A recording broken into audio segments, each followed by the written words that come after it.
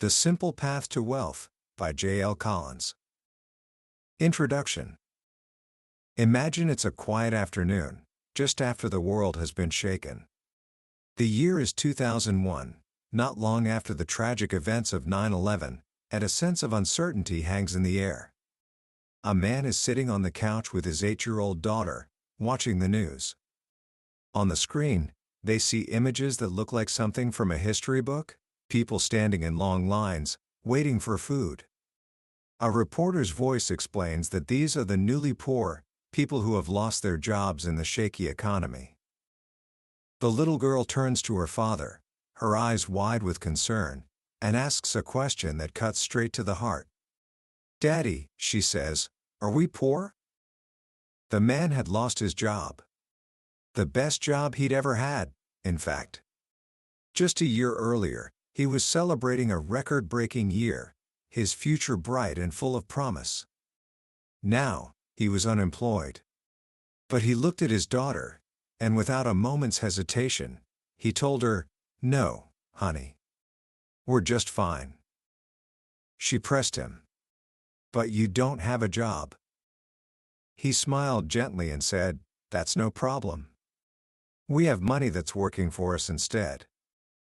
That man is J.L. Collins, and that single moment captures the entire soul of the book we're going to explore today, The Simple Path to Wealth. This isn't just a book about money. It's a book about freedom. It was born from a series of letters Collins began writing to his daughter, letters about the things he wished he'd known when he was younger, things he knew she wasn't quite ready to hear. He knew that money is a powerful tool. If you master it, it becomes a loyal servant. But if you ignore it, it will surely master you. What began as fatherly advice grew into a blog, and that blog became this book, a roadmap followed by millions around the world seeking financial independence. It's a book built on a shockingly simple premise in a world that loves to make investing seem impossibly complex. Collins pulls back the curtain and shows us that the path to wealth isn't about picking winning stocks, timing the market, or understanding esoteric formulas. It's about a few simple, timeless principles that anyone, and I mean anyone, can follow. So, for the next little while, I want you to forget everything you think you know about investing. Forget the shouting heads on TV, the complicated charts, and the feeling that you're not smart enough to play the game. I promise you, by the end of our time together, you will understand the simple, elegant machine that builds wealth, and you will have a clear, actionable path to creating a life of freedom and options. This is the secret to what Collins calls FU money, and it's simpler than you could ever imagine. Book summary. Let's begin with a short, simple story. It's a parable you'll find early in the book, and it perfectly sets the stage for everything we're about to uncover. Two friends grow up together, as close as brothers, but their lives take them down very different roads. One becomes a humble monk, living a simple life of contemplation. The other becomes a powerful minister to the king, surrounded by riches and luxury. Years later, they meet again. The minister, dressed in fine robes, looks at his old friend's thin frame and shabby clothes with a sense of pity. He wants to help. "You know," the minister says, "if you could just learn to cater to the king, you wouldn't have to live on rice and beans." The monk smiles serenely and replies, "And if you could learn to live on rice and beans, you wouldn't have to cater to the king." Most of us live somewhere between the monk and the minister. But the closer we lean toward the monk's mindset, the faster we'll find our freedom. This story isn't about shunning wealth, it's about understanding that true wealth is not about having more, but needing less.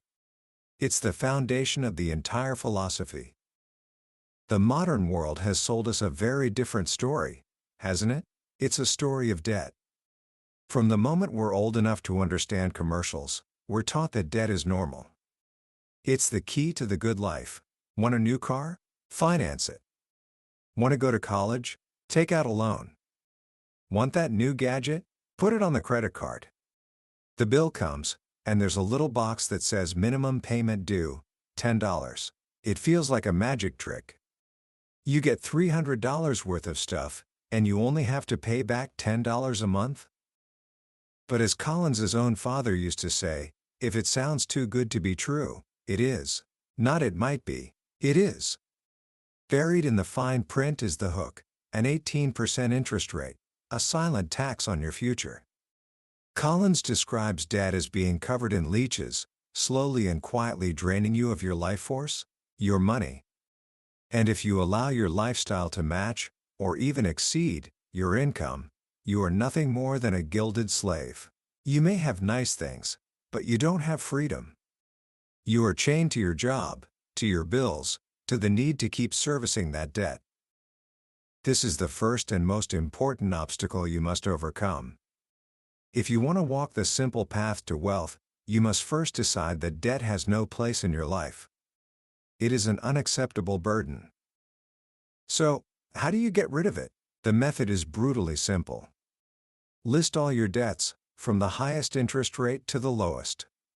Then, you go on a spending fast. Every non-essential expense is eliminated. The daily coffees, the dinners out, the subscriptions you forgot about. All that money is now redirected, like a fire hose, at the debt with the highest interest rate. You pay the minimum on everything else, and every spare dollar goes to extinguishing that one fire. Once it's out, you take all that money and aim it at the next fire, and the next, until they're all gone. This process does two remarkable things. First, it frees you from the leeches. But second, and perhaps more importantly, it builds the single most powerful wealth-building muscle you will ever develop, the ability to live on less than you earn. Once the debt is gone, that same fire hose of money doesn't stop. It just gets redirected. Instead of paying off your past, you start investing in your future. And what exactly is that future you're investing in? It's a concept that J.L. Collins gave a wonderfully unforgettable name: FU money. He first encountered the phrase in a novel, and it struck him like a bolt of lightning. It was the perfect name for what he had been seeking his whole life. FU money isn't about being rich in the way we see in movies, with mansions and yachts. It's much deeper than that. It is the amount of money you need to have in the bank to be able to walk away from any situation, a bad boss, a toxic work environment, a career that's draining your soul, without having to worry about paying your bills. It is the power to say no. It is the ultimate freedom. Collins had his first taste of it when he was just 25. He'd been working for 2 years and had managed to save the then princely sum of $5,000. He wanted to travel, to spend a few months exploring Europe. He went to his boss and asked for 4 months of unpaid leave. His boss said no. In those days, you didn't negotiate. You asked, they answered, and that was that. But Collins had his $5,000. He had his FU money. He went home, thought about it for a week, and came back and resigned. He valued the trip to Europe more than the job. And then a funny thing happened. His boss, seeing he was serious, suddenly became flexible. They negotiated a 6-week leave instead. He got to ride his bicycle around Ireland and Wales, and he learned a lesson that would shape the rest of his life. His FU money wasn't just a safety net, it was a negotiating tool. It bought him leverage. It bought him options. He swore he would never be a slave again. This is the real goal. It's not about retirement. It's about options. The ability to structure your life around what you value, not what your financial obligations demand of you. So, if the goal is FU money, what is the engine that gets us there? The answer is simple: the stock market. Now, for many people, those two words, stock market, bring up feelings of fear, confusion, and anxiety. It seems like a casino, a place where you can lose everything in an instant. But Collins asks us to see it in a completely different light. He uses a brilliant analogy to demystify it. Imagine the stock market as a giant mug of beer. The beer itself represents the real, tangible value of all the businesses in the country. It's the factories, the patents, the hard-working employees, the profits they generate. This is the beer. But on top of the beer, there's always a certain amount of foam.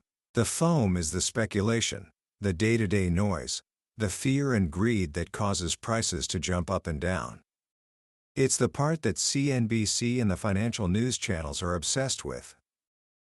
Most people who lose money in the market do so because they are focused on the foam.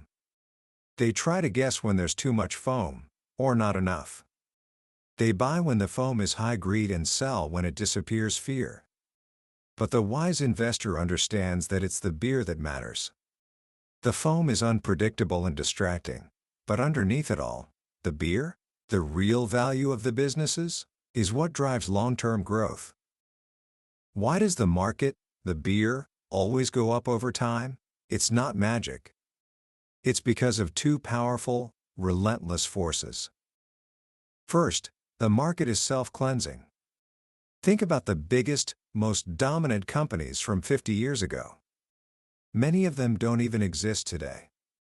They faded away, were replaced by newer, more innovative companies. An index of the market, like the S&P 500, automatically cleans house. The losers fall off, and the winners rise to take their place. What's the most a single stock can lose? 100% of its value. It goes to zero and disappears.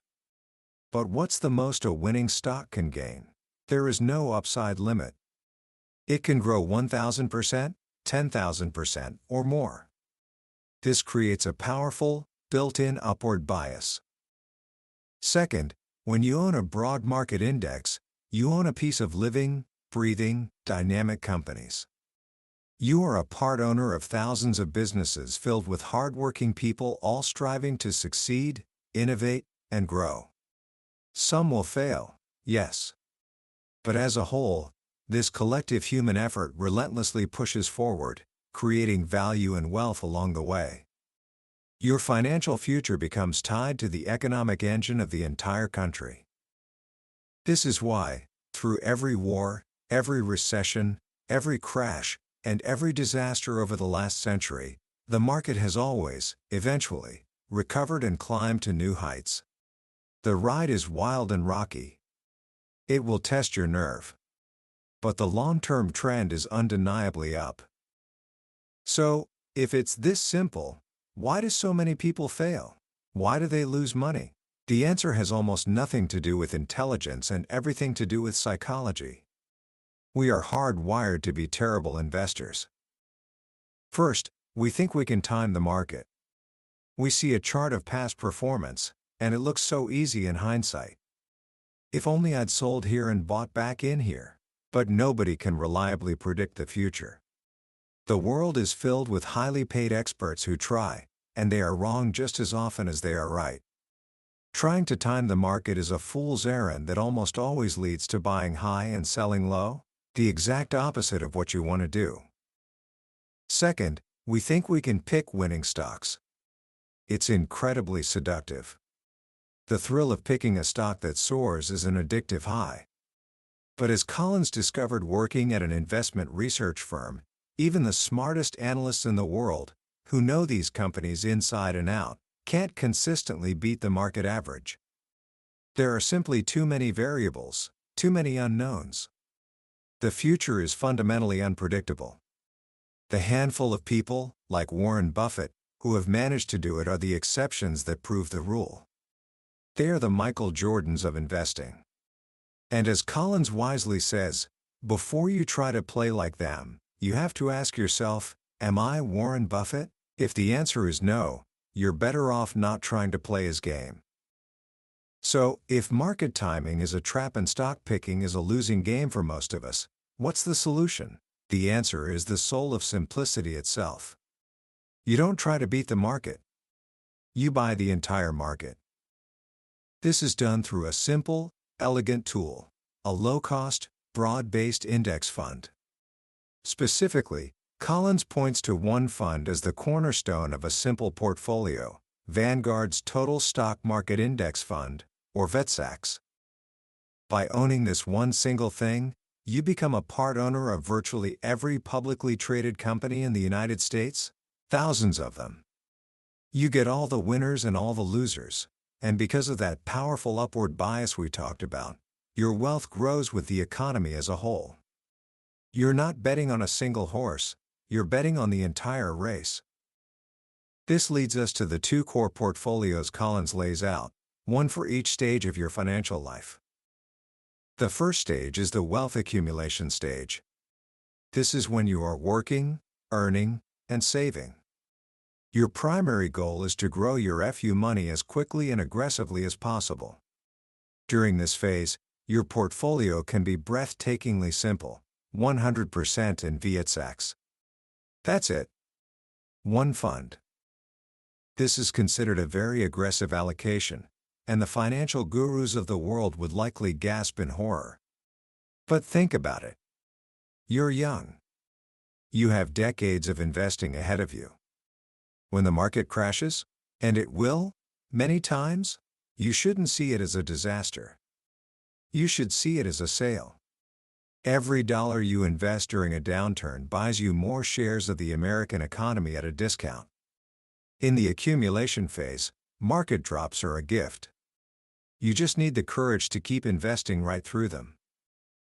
Collins shares the painful story of his own failure of nerve during the crash of 1987. It was the biggest one-day drop in history. He knew intellectually that he should hold on, but emotionally, he couldn't take it. He sold near the bottom, locking in his losses. It was an expensive, embarrassing mistake. But it taught him a lesson deep in his gut that made him unshakable during every future crisis, including the financial hurricane of 2008. It taught him to be tough. And that toughness is the price of admission for the spectacular returns the market provides. The second stage is the wealth preservation stage. This is when you've reached financial independence and you're ready to start living off your investments. Your goal shifts from aggressive growth to creating a smoother, more stable ride. Now, you introduce a second tool to your portfolio, a bond fund. Specifically, Vanguard's Total Bond Market Index Fund, or VTSAX. Bonds are essentially loans you make to corporations and governments. They are less volatile than stocks and provide a steady stream of income. They act as a stabilizing force in your portfolio. When stocks zig, bonds often zag. Adding them to the mix smooths out the bumps in the road. Collins' own portfolio in this stage is still wonderfully simple. About 75% stocks VTSAX and 25% bonds VTSAX, with a small amount of cash. The exact allocation is a personal choice. The more bonds you add, the smoother the ride, but the lower your long-term returns will be. The more stocks you hold, the greater your growth potential, but the more volatility you'll have to endure. It's a balance between your need for growth and your tolerance for risk. Now, a crucial question arises. Once you have your nest egg, how much can you safely spend each year without running out of money? This is where we encounter the famous 4% rule. The rule comes from a landmark study that looked at historical market returns. It found that if you withdraw 4% of your portfolio's value in your first year of retirement, and then adjust that amount for inflation each year after, there was a very high probability, over 95% that your money would last for at least 30 years. In fact, in most historical scenarios, the portfolio didn't just survive, it grew to a spectacular size. This means if you can live on 4% of your investments, you are financially independent. To figure out your FU money number, you can flip the equation, multiply your annual expenses by 25. If you need $40,000 a year to live, you need $1 million portfolio of $40,000 by 25 equals $1 million. But Collins is quick to point out that the 4% rule is a guideline, not a commandment. The real key to security and retirement is flexibility. If the market has a terrible year, maybe you spend a little less. You don't take that big trip. If the market has a phenomenal year, maybe you splurge a little. You don't just set it and forget it. You pay attention, and you adjust to reality. The final piece of this simple puzzle is where to hold these investments. Collins refers to retirement accounts like 401ks and IRAs as buckets. They aren't investments themselves. They are special containers that hold your investments and give you tax advantages. His advice is straightforward. If your employer offers a retirement plan like a 401k, especially with a matching contribution, you should absolutely take advantage of it. The employer matches free money. Inside that plan, look for the lowest cost index fund available, hopefully, one that tracks the total stock market or the S&P 500. Then, you can open your own IRA individual retirement account with a low-cost provider like Vanguard, which gives you complete control over your investments.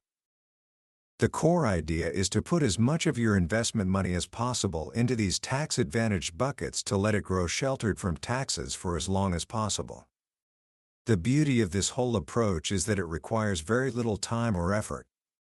Once you've set up your simple two-fund portfolio and automated your contributions, you can mostly ignore it. You can get on with the important work of living your life, building your career, pursuing your passions, spending time with the people you love. You don't need to check your portfolio every day. You don't need to read the Wall Street Journal. You don't need to worry about what the market did this week. You just need to stick to the plan, keep your costs low, stay diversified with broad index funds, and most importantly, stay the course. That is the simple path. It's not easy, because it requires discipline and the courage to ignore the crowd. But the path itself is clear. Spend less than you earn. Invest the surplus. Avoid debt. Do this, and you won't just end up rich in money. You'll end up rich in the one thing money can buy that is truly priceless: your freedom. Commentary. As we step back and look at the landscape J.L. Collins has painted for us, what strikes me most is not just the simplicity of the advice, but its profound honesty.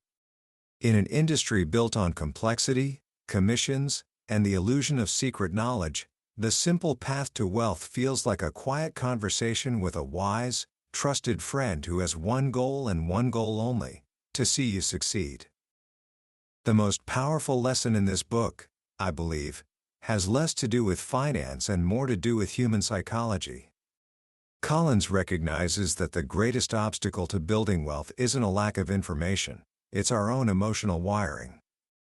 Our brains are designed for short-term survival, not long-term investing. We are creatures of fear and greed, and the financial markets are a perfect arena for those emotions to wreak havoc on our best intentions. The genius of his approach is that it is designed to protect us from ourselves. By advocating for a simple, automated, set it and mostly forget it strategy, he removes the temptation to tinker, to time the market, to chase hot stocks, all the behaviors that lead to ruin. He's not just giving us a financial plan, he's giving us a behavioral framework. He's teaching us that the most important investment skill isn't being smart, it's being disciplined. This book is also a powerful reminder that financial independence is not a number. It's a mindset. As the parable of the monk and the minister so elegantly illustrates, freedom is found at the intersection of what you have and what you need. By focusing on controlling your needs, on living a life of intention rather than one of mindless consumerism, you can reach your freedom number far faster than you ever thought possible. This is an empowering message, especially for a young person just starting out. It tells you that you don't need a six-figure salary to become wealthy. You need a high savings rate. You are in control. So, how can you begin walking this path today? Here are a few simple, practical actions inspired by the book. First, take an honest look at your relationship with debt. If you have it, especially high-interest credit card debt, declare war on it. Make a plan tonight to start pouring that fire hose of money on it. This is your first and most important step toward freedom. Second, calculate your savings rate. What percentage of your income are you saving and investing? Don't be discouraged if it's low. Just knowing the number is the first step. Then, identify one single thing you can change this week to increase it, even if it's just by 1%. Maybe it's making your coffee at home or canceling a subscription. Small changes, compounded over time, lead to extraordinary results. And third, if you have access to a retirement plan at work, log in and look at your investment options. See if there is a low-cost, broad-based index fund available. If there is, you now know you have access to the most powerful wealth-building tool in history. That was a summary of The Simple Path to Wealth by J.L. Collins. We've certainly covered the main ideas today, but a summary is like looking at a photograph of a beautiful landscape. It gives you a sense of the place, but it can never replace the feeling of actually being there. The real magic of this book is in the stories, the tone, and the quiet confidence Collins instills in the reader. This summary is your map, but the book is the journey. If any of the ideas we discussed today resonated with you, the concept of FU money, the simplicity of index funds, the desire for a life of freedom and options, I truly encourage you to pick up a copy. Reading it isn't just an act of learning, it's an investment in a future where you are in control. The link to the book is in the description below. Also, if you found this summary valuable and want to continue exploring the ideas in the world's most influential books, please take a moment to like and subscribe. It helps the channel more than you know, and it ensures you won't miss our next journey into another life-changing book. Let's keep learning and growing together.